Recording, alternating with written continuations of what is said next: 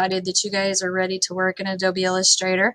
Adobe Illustrator is very similar to Adobe Photoshop. If you've used that before, this will be a walk in the park. So what we're going to do is we're going to set up a new document. So we're going to go to File, New. The keyboard command is also Control N, which is the same thing it was in Photoshop.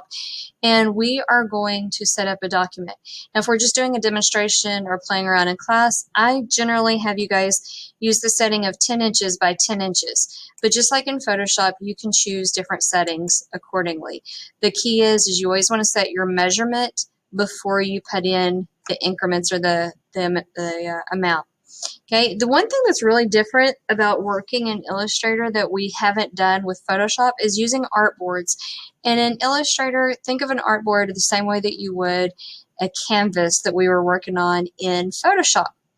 So we're going to hit Create, and here we go. I created 3 artboards for my screen.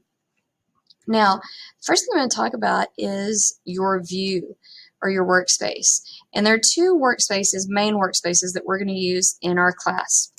If you go to Window and choose Workspace, you're going to see that there are 2 Essentials. One is Essentials Classic and the other one is the New Essentials. Now, I prefer to work in Essentials Classic, and most of my students who are coming out of Photoshop like that better because it is similar to Photoshop. When you click on a tool, then you get some options and settings up here that you can use that apply to that tool. You'll also get some property changes over on the right side of your screen, but this is really comfortable for students who have worked in Photoshop before. The newer tutorials that you guys are going to see will be done with the Essentials layout.